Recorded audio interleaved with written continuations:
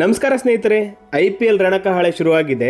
ಇನ್ನೇನು ರಣರಂಗ ಕೀಳೋದೊಂದೇ ಬಾಕಿ ಇರೋದು. ಕೊನೆಗೂ BCCI IPL ಶೆಡ್ಯೂಲ್ನ ಬಿಟ್ಟು ಕ್ರಿಕೆಟ್ ಪ್ರೇಮಿಗಳಿಗೆ ಸಿಹಿ ಸುದ್ದಿ ನೀಡಿದೆ. ಈ ವಿಡಿಯೋದಲ್ಲಿ 2026ರ IPL ನಲ್ಲಿ ಎಷ್ಟು ಟೀಮ್ಗಳಿವೆ, ಲೀಗ್ನಲ್ಲಿ ಎಷ್ಟು ಪಂದ್ಯಗಳು ನಡೆಯುತ್ತವೆ ಮತ್ತು ಈ ಬಾರಿ ಎಷ್ಟು ಪಂದ್ಯಗಳನ್ನು ಜಾಸ್ತಿ ಮಾಡಿದ್ದಾರೆ, BCCI ಕೇವಲ 20 ದಿನದ ಶೆಡ್ಯೂಲ್ ಬಿಟ್ಟಿರೋದು ಯಾಕೆ, ಉಳಿದ ಪಂದ್ಯಗಳ ಶೆಡ್ಯೂಲ್ ಅನ್ನು ಯಾವಾಗ ಬಿಡುತ್ತಾರೆ, RCB ಸೇಡ್ ತೀರಿಸಿಕೊಳ್ಳಲಿಕ್ಕೆ ಮೊದಲನೇ ಪಂದ್ಯವೇ ಒಳ್ಳೆ ಅವಕಾಶ ಯಾಕೆ, ಇವಿಷ್ಟು ಇನ್ಫಾರ್ಮೇಶನ್ ತಿಳ್ಕೊಬೇಕಂದ್ರೆ ಈ ವಿಡಿಯೋನ ಪೂರ್ತಿಯಾಗಿ ನೋಡಿ. ಸ್ನೇಹಿತರೆ, IPLನ ಮೊದಲನೇ ಸೀಸನ್ ಸ್ಟಾರ್ಟ್ ಆಗಿದ್ದು 2008ರಲ್ಲಿ. ಆಗ ಕೇವಲ 8 ತಂಡಗಳು ಮಾತ್ರ ಭಾಗವಹಿಸಿದ್ವು. ಅದಾದ್ಮೇಲೆ 2011ರಲ್ಲಿ 8 ತಂಡಗಳು ಹೋಗಿ 10 ತಂಡಗಳಾದವು. 2011ರಲ್ಲಿ ಹೊಸದಾಗಿ ಸೇರ್ಕೊಂಡಂತ 2 ತಂಡಗಳಂದ್ರೆ Kochi Tuskers Kerala, Pune Warriors India ಮಹಾರಾಷ್ಟ್ರದ್ದು. ಇದರಲ್ಲಿ ಕೊಚ್ಚಿ ಟಸ್ಕರ್ಸ್ನವರು ಒಂದೇ ವರ್ಷ ಆಡಿದ್ದು 2011ರಲ್ಲಿ. 2012ರಿಂದ ಅದು BCCIನ ನಿಯಮಗಳನ್ನ ಪಾಲನೆ ಮಾಡಿಲ್ಲ ಅಂತ BCCI ಅವರು ಈ ಟೀಮ್ನ ತೆಗೆದಾಕಿದ್ರು. ಕೊಚ್ಚಿ ಟಸ್ಕರ್ಸ್ನ ತೆಗೆದ ಮೇಲೆ 2012ರಿಂದ 2013ವರೆಗೂ 9 ತಂಡಗಳು ಆಟ ಆಡ್ತಿದ್ವು.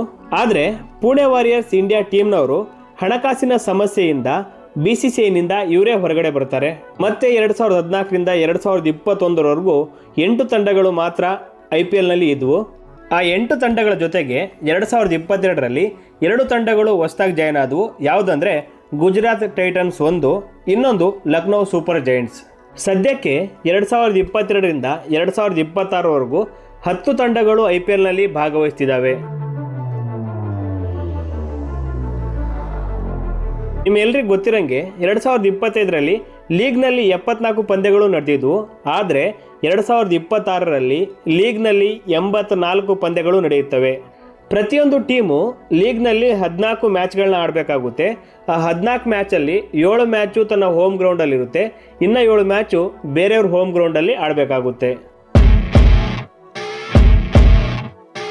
ನಿಮ್ಮೆಲ್ರಿಗೂ ಡೌಟ್ ಇರ್ಬೋದು, BCCI ಯಾಕೆ ಕೇವಲ 20 ದಿನದ ಟೈಮ್ ಟೇಬಲ್ ಮಾತ್ರ ಬಿಟ್ಟಿದೆ, ಮಿಕ್ಕಿದ ಟೈಮ್ ಟೇಬಲ್ ಬಿಟ್ಟಿಲ್ವಲ್ಲ ಅಂತ ಕೇಳಿದರೆ, ಯಾಕಂದರೆ ಪಶ್ಚಿಮ ಬಂಗಾಳ, ಅಸ್ಸಾಂ, ತಮಿಳುನಾಡಲ್ಲಿ ಏಪ್ರಿಲ್ ಮೇ ತಿಂಗಳಲ್ಲಿ ಎಲೆಕ್ಷನ್ ಇರೋದ್ರಿಂದ BCCI ಕೇವಲ 20 ದಿನ ಶೆಡ್ಯೂಲ್ ಮಾತ್ರ ಬಿಟ್ಟಿದೆ.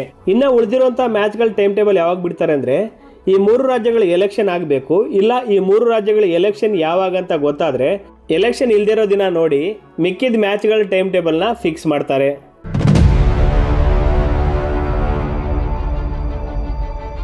ಇನ್ನು RCBನವರಿಗೆ ಸೇಡ್ ತೀರಿಸ್ಕೊಳ್ಳೋಕ್ಕೆ ಮೊದಲನೇ ಪಂದ್ಯ ಒಳ್ಳೆ ಅವಕಾಶ ಅಂತ ಯಾಕೆ ಹೇಳಿದೆ ಅಂದರೆ, 2024ರ ಸೀಸನ್ನಲ್ಲಿ SRH ಅತಿ ಹೆಚ್ಚು ಸ್ಕೋರ್ನ ಮಾಡಿದ್ದು RCB ಮೇಲೇನೆ. ಎಷ್ಟಂದ್ರೆ 287 ರನ್ನ RCB ಮೇಲೆ SRHನವ್ರು ಹೊಡೆದಿದ್ರು. ಇನ್ನು RCBನವರು ಆ ಸ್ಕೋರ್ನ ಚೇಂಜ್ ಮಾಡಕ್ಕೆ ಹೋಗಿ 262 ರನ್ ಹೊಡೆದು ಆ ಮ್ಯಾಚ್ನ ಸೋಲ್ತಾರೆ. 2024ರಲ್ಲಿ ಸೋತಿರೋ ಸೇಡು ಈಗ ತೀರಿಸ್ಕೊಳ್ಳೋಕೆ ಇದೊಂದು ಅವಕಾಶ. ಇನ್ನೊಂದು ಸತಿ SRH ಮೇಲೆ ಯಾವಾಗ ಸೋತಿದ್ರು ಅಂದರೆ, 2025ರಲ್ಲಿ SRH ನಮ್ಮ RCB ಮೇಲೆ 231 ರನ್ ಹೊಡೆದು ಆ ಮ್ಯಾಚ್ನ ಗೆದ್ದಿದ್ರು.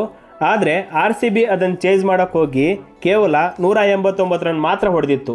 ಈ ಸೇಡ್ನ ತೀರಿಸ್ಕೊಳ್ಳೋಕ್ಕೆ 2026ರ ಮೊದಲ ಪಂದ್ಯ ನಮ್ಮ ಚಿನ್ನಸ್ವಾಮಿ ನಡೀತಿದೆ, ಅದು ಉದ್ಘಾಟನಾ ಪಂದ್ಯ. ಇದೊಂದು ಒಳ್ಳೆ ಅವಕಾಶ RCBನವ್ರಿಗೆ. 2026ರಲ್ಲಿ ನಡೀತಿರೋ IPLನಲ್ಲಿ ನಿಮ್ಮ ಫೇವ್ರೆಟ್ ಟೀಮ್ ಯಾವುದು ಅಂತ ಕಮೆಂಟ್ ಬಾಕ್ಸಲ್ಲಿ ಕಮೆಂಟ್ ಮಾಡಿ. ಹಾಗೆಯೇ ಈ ವಿಡಿಯೋ ಇಷ್ಟ ಆಗಿದ್ರೆ ನಿಮ್ಮ ಫ್ರೆಂಡ್ಸ್ಗೆ ಶೇರ್ ಮಾಡಿ, ಜೊತೆಗೆ ಸಬ್ಸ್ಕ್ರೈಬ್ ಮಾಡ್ಕೊಳ್ಳಿ.